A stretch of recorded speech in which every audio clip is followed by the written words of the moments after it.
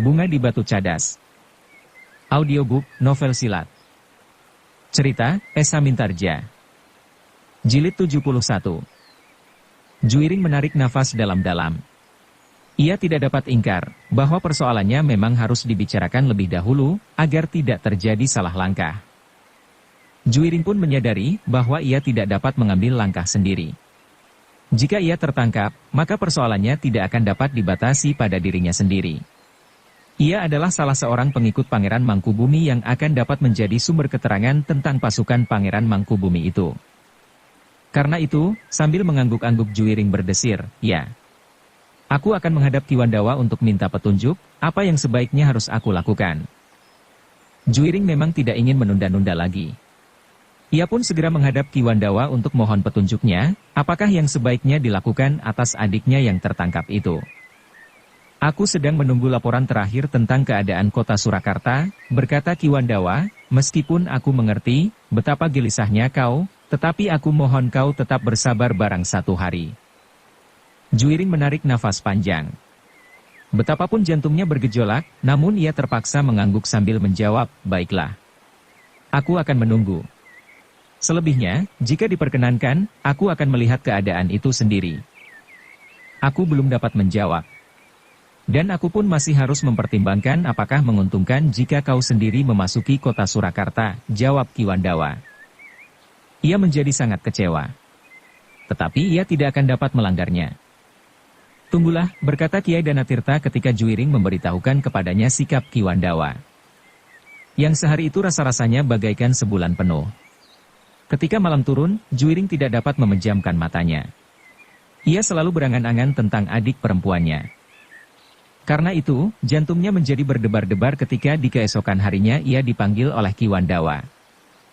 "Jangan menentukan sikap sendiri," pesan Kiai Danatirta, "kau adalah seorang prajurit di dalam lingkungan pasukan Pangeran Mangkubumi. Karena itu, kau harus mentaati perintah apapun yang kau terima." Dengan hati yang berdebar-debar, Juiring segera menghadap Ki Wandawa untuk mendapat keterangan tentang adik perempuannya yang berada di tangan prajurit Surakarta. "Raden Juiring," berkata Ki Wandawa, "yang pertama, kau dapat sedikit menjadi tenang, karena adikmu Rarawarih telah berada di tangan pimpinan prajurit dari pasukan berkuda di Surakarta. Dengan demikian, ia akan mendapat perlakuan yang dapat diawasi oleh para perwira yang barangkali ada yang sudah dikenalnya dengan baik." Raden Juiring menarik nafas dalam-dalam.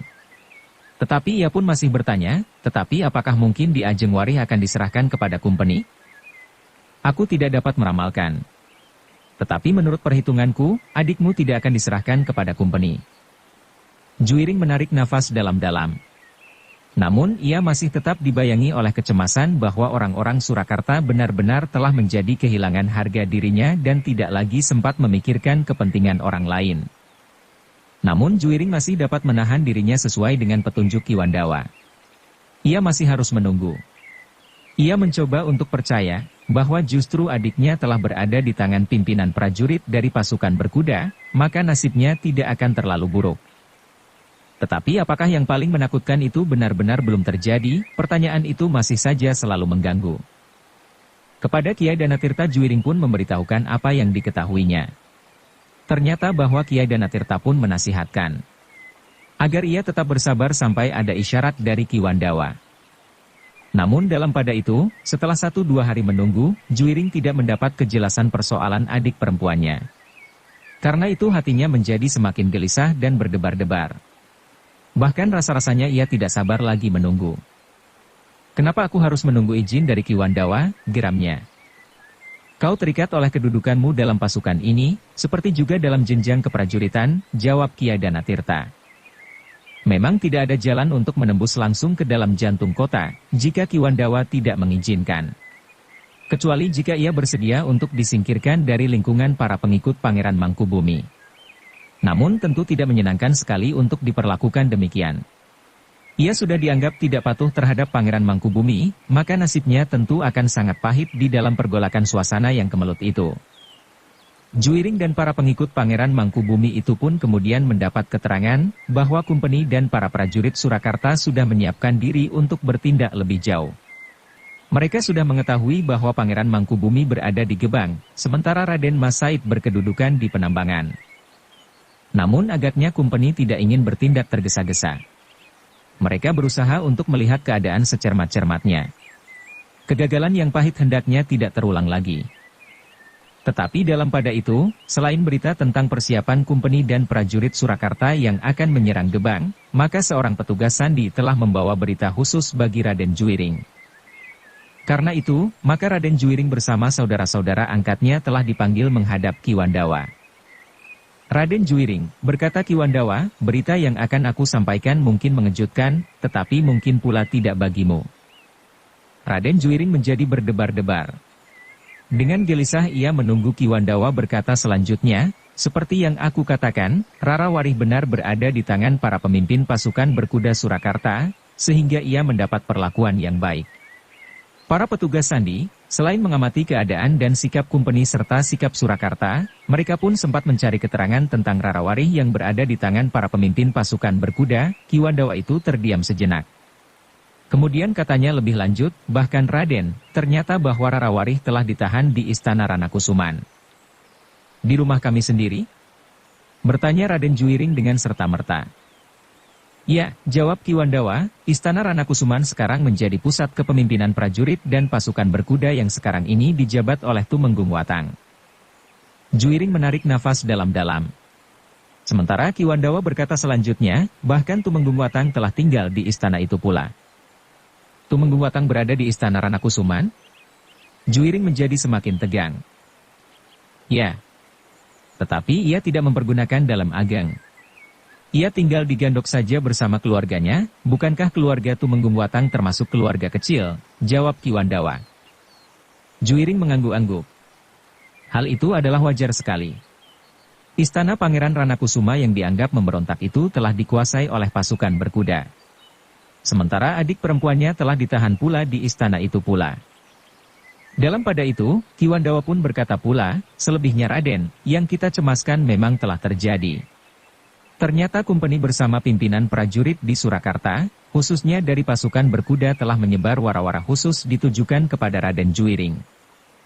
Wara-wara apa itu Ki Wandawa? Bertanya Juiring dengan jantung yang berdebar-debar. Memang menggelisahkan. Tetapi seperti yang sudah berulang kali aku katakan, jangan kehilangan akal, jawab Ki Wandawa, namun masalahnya sudah kita duga sebelumnya sehingga kita tidak akan terlalu terkejut, karenanya. Juiring menjadi semakin berdebar-debar. Tetapi keterangan Ki Wandawa itu memang sudah mengarah, sehingga karena itu, maka ia pun sudah menduga, apa yang akan dikatakan selanjutnya. Raden, berkata Ki Wandawa kemudian, ternyata Kumpeni dan pimpinan prajurit dari pasukan berkuda telah membuat wara-wara yang khusus ditujukan kepada Raden, agar Raden bersedia menyerah. Adik perempuan Raden itulah yang akan menjadi taruhan. Raden Juiring menggeretakkan giginya. Katanya, mereka memang licik. Kita memang sudah mengira bahwa akan demikian jadinya. Tetapi sebenarnya aku masih berharap bahwa orang-orang asing itu masih mempunyai harga diri sedikit, sehingga ia tidak akan mengambil jalan yang licik itu. Ternyata cara itulah yang mereka pergunakan Raden, jawab Ki Wandawa, wara-wara itu sudah disebarkan ke seluruh kota. Dalam waktu 5 hari 5 malam, Raden harus menyerahkan diri jika tidak, maka Rara Warih akan diasingkan keluar Surakarta. Wajah Raden Juiring menjadi tegang. Dengan nada berat ia berkata, jika lewat waktunya, apakah Di Ajeng Warih akan benar-benar diasingkan? Aku kurang pasti Raden, jawab Ki Wandawa, mudah-mudahan hal itu hanya sekedar cara untuk memaksa Angger menyerah. Tetapi bagaimana jika Di Ajeng Warih benar-benar akan diasingkan keluar Surakarta, ke tempat yang tidak diketahui, bertanya Juiring. Ki Wandawa menarik nafas dalam-dalam. Sementara itu Raden Juiring berkata, Ki Wandawa, nampaknya tidak ada usaha lain yang pantas selain berusaha membebaskannya. Tetapi Raden harus mengetahui bahwa Rara Warih berada di Istana Ranakusuma. Istana Ranakusuman yang kini dipergunakan sebagai tempat pimpinan pasukan berkuda di Surakarta yang sedang dalam keadaan gawat, sementara Panglima pasukan berkuda itu sendiri tinggal di istana itu, meskipun hanya di Gandok. Sahut Ki Wandawa, segalanya itu harus diperhitungkan. Jika kita salah langkah, maka yang terjadi bukannya putri itu dibebaskan, tetapi yang ditahan akan bertambah lagi. Apalagi jika kumpeni atau pimpinan pasukan berkuda berhasil menangkap Raden Juiring, maka tentu putri tidak akan dilepaskan, karena Raden tidak datang untuk menyerahkan diri, tetapi Raden justru telah tertangkap. Raden Juiring mengangguk-angguk. Persoalannya memang rumit. Dan ia tidak boleh bertindak dengan tergesa-gesa. Raden Juiring, berkata Ki Wandawa, sudah barang tentu, kami akan membantu Raden. Kita akan bersama memikirkan cara yang paling baik untuk membebaskan Rarawari. Jika kami menemukan cara itu, kami akan memberitahukannya kepada Raden, tetapi jika Raden melihat satu kemungkinan, maka cepatlah memberitahukan kepada kami. Apa yang kau perlukan, kami akan membantunya, sepanjang menurut perhitungan kami hal itu mungkin dilakukan. Terima kasih Ki Wandawa, berkata Raden Juiring, kami akan berusaha untuk melakukan apa saja yang mungkin untuk membebaskan Di Ajeng Wari. Aku mempunyai tanggung jawab terhadapnya. Sepeninggal ayahanda, maka aku, saudara tuanya, adalah orang yang seharusnya melindunginya. Aku mengerti Raden. Sekali lagi aku katakan, bahwa kami di sini akan bersedia membantu, sementara ini para petugas sandi akan tetap mencari berita tentang putri, jawab Ki Wandawa. Raden Juiring dan saudara-saudara angkatnya pun kemudian mohon diri. Mereka kembali ke pondok mereka yang dihuni bersama Kiai Danatirta dan Ki Dipanala, yang hanya berbatasan pagar dan sekat halaman sempit dengan pondok yang dipergunakan oleh Ki Sarpasrana dengan beberapa muridnya, yang juga langsung berada di dalam lingkungan pasukan Pangeran Mangkubumi. Dengan cemas, Raden Juiring menyampaikan berita tentang warawara itu kepada gurunya. Batas waktu yang terlalu sempit. 5 hari 5 malam. Kiai Danatirta dan Ki Dipanala pun menjadi cemas pula karenanya. Dengan suara datar Ki Dipanala berkata, aku telah gagal melakukan perintah terakhir dari Pangeran Ranakusuma untuk menyelamatkan putri. Aku pun bertanggung jawab, sahut Juiring. Bukan waktunya untuk mencari siapakah yang bersalah, berkata Kiai Danatirta, tetapi yang penting, bagaimana kita dapat menolongnya. Dalam pada itu, tiba-tiba saja Ki Dipanala berkata dengan ragu-ragu, Raden, bagaimana dengan Ibunda Putri, Raden Ayu Galihwarit? Apakah masih ada kemungkinan untuk mohon pertolongannya bagi keselamatan putrinya, atau kepada Pangeran Sindurata? Menurut pengamatan beberapa pihak, Pangeran Sindurata masih mempunyai hubungan dekat dengan kumpeni. Mungkin untuk sementara kita akan dapat menitipkan putri kepada mereka, atau mungkin justru mereka akan dapat mohon putri untuk tinggal bersama mereka.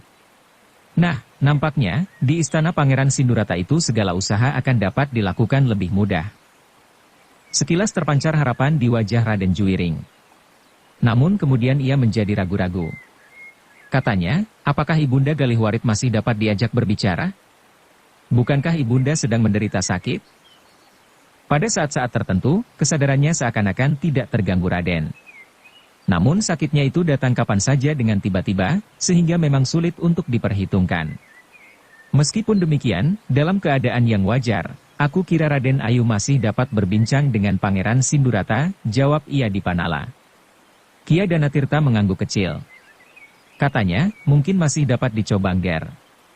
Tetapi anggaplah bahwa yang penting kau hubungi adalah Pangeran Sindurata. Jika mungkin, memang perlu berbicara dengan Raden Ayu. Tetapi setidak-tidaknya pengaruh Pangeran Sindurata akan dapat membantu. Pangeran Sindurata akan dapat menjelaskan bahwa cucunya tidak tersangkut kesalahan ayahandanya, sehingga tidak adil jika Rarawari harus diasingkan ke tempat yang tidak diketahui. Yang pantas dihukum adalah Pangeran Ranakusuma dan Raden Juiring menurut penilaian orang-orang Surakarta, bukan Rarawari. Juiring mengangguk-angguk. Katanya, baiklah.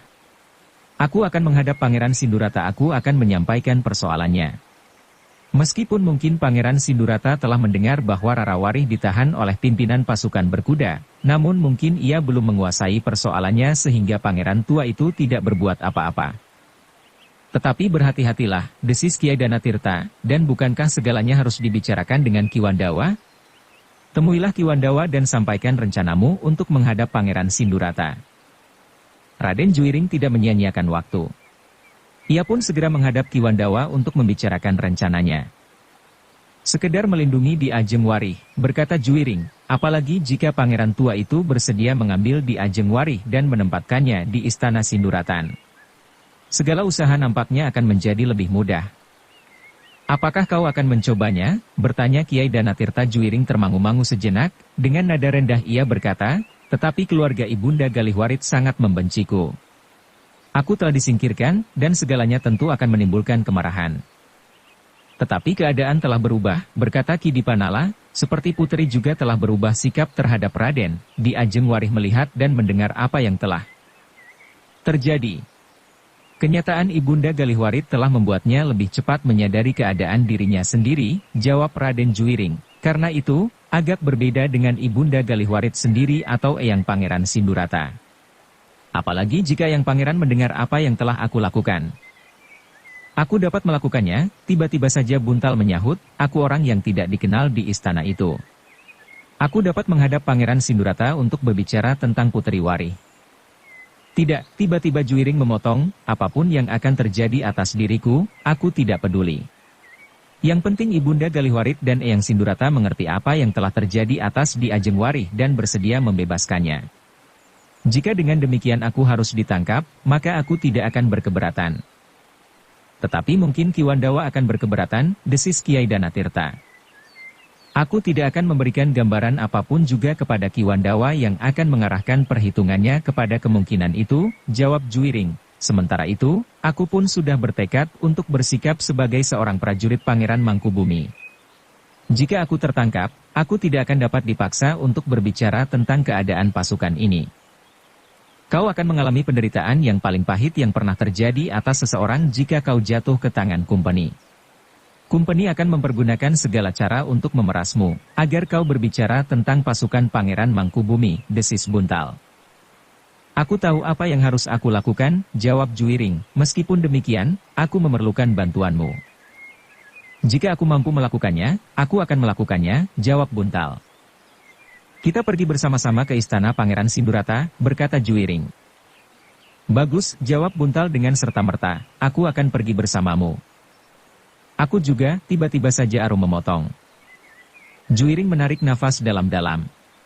Katanya, sebaiknya kau tinggal bersama ayah di sini Arum. Yang akan kami lakukan di Surakarta adalah satu loncatan ke dalam gelap. Kami sama sekali belum mengetahui apakah yang akan kami jumpai di dalam kegelapan itu. Apa salahnya kita bersama-sama melakukannya, jawab Arum, aku seorang perempuan. Mungkin aku akan dapat melakukan lebih banyak dari kalian dalam penyamaran. Namun Kiai Danatirta pun menengahinya, kau akan dapat berbuat sesuatu pada saat yang lebih pasti Arum. Tidak dalam keadaan seperti ini. Semuanya masih tidak pasti. Pada keadaan yang demikian, maka sebaiknya kau tidak pergi bersama kedua kakakmu. Apa bedanya aku dengan Kakang Buntal dan Kakang Juiring, bertanya Arum.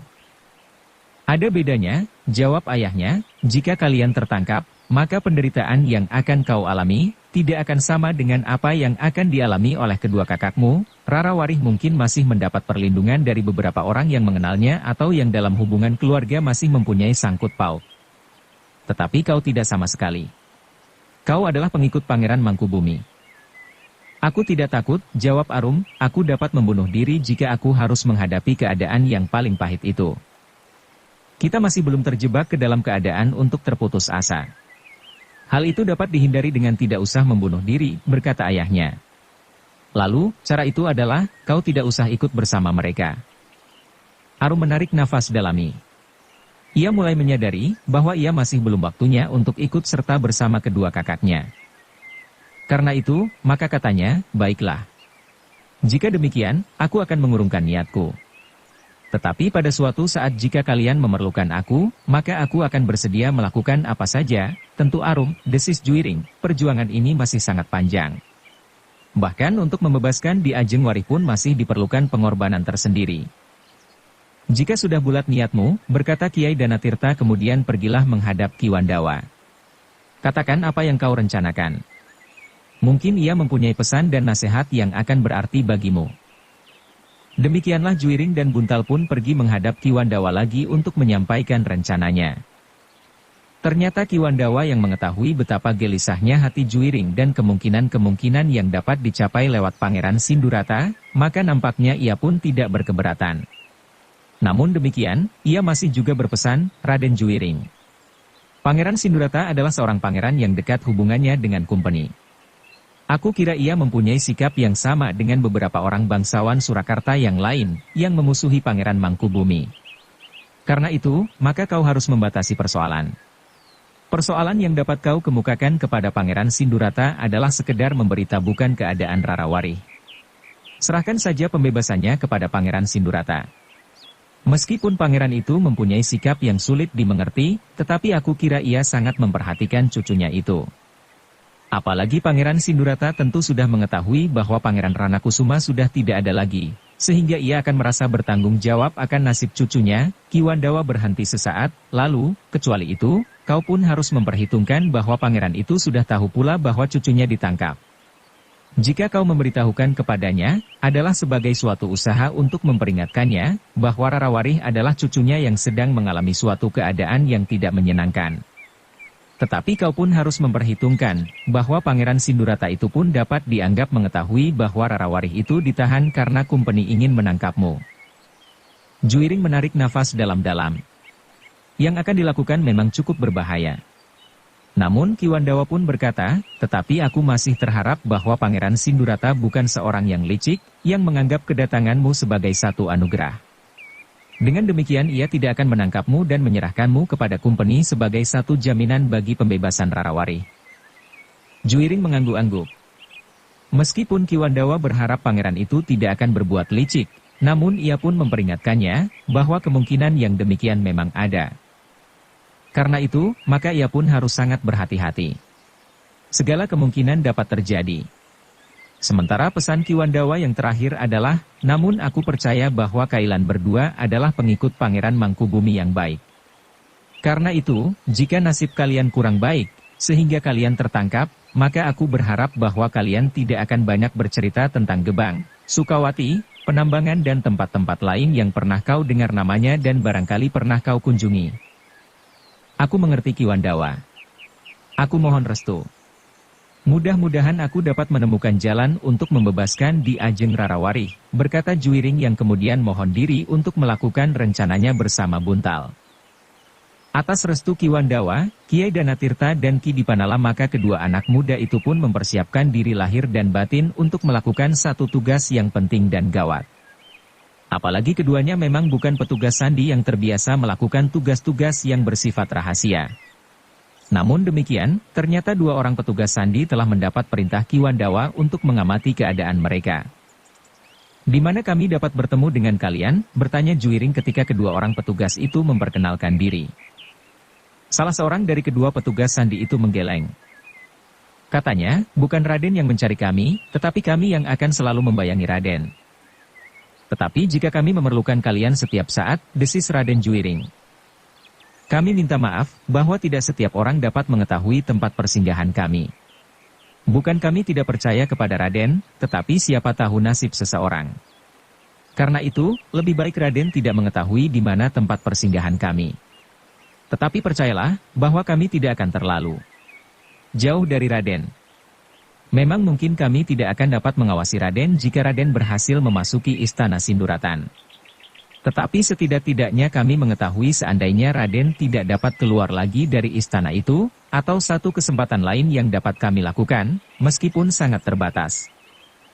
Juiring menarik nafas dalam-dalam. Ia mengerti bahwa sifat rahasia dari petugas sandi memang dijaga sebaik-baiknya meskipun di antara lingkungan sendiri. Sehingga dengan demikian maka Raden Juiring tidak dapat mendesak lagi. Demikianlah, segala yang direncanakan oleh Juiring telah diperhitungkan masak-masak atas persetujuan kedua orang petugas sandi yang mendapat tugas untuk mengamatinya. Juiring dan Buntal pun menyadari bahwa yang dapat dilakukan oleh petugas sandi itu memang sangat terbatas. Sehingga dengan demikian, maka keduanya akan lebih banyak tergantung kepada kemampuan mereka sendiri ketika keduanya berangkat menuju ke kota. Terasa debar jantung seisi pondok kecil itu. Bahkan Kiai Sarpasrana pun telah hadir pula untuk ikut serta melepas mereka. Tidak banyak orang yang mengetahui apa yang akan dilakukan oleh kedua orang anak muda itu. Seperti tugas sandi lainnya, maka hanya orang-orang terbatas sajalah yang mengetahui apa yang akan dilakukan oleh kedua orang itu. Arum, seorang gadis yang memiliki kemampuan olah kanuragan itu, melepas kedua kakak angkatnya dengan jantung yang berdegupan. Ketika ia memandang keduanya berjalan semakin jauh, maka terasa sesuatu mendesak di pelupuk matanya. Yang pergi itu bukan saja kakak angkatnya. Bukan pula sekedar kawan seperjuangan di dalam lingkungan pasukan Pangeran Mangkubumi, tetapi keduanya mempunyai arti yang dalam di perjalanan hidupnya.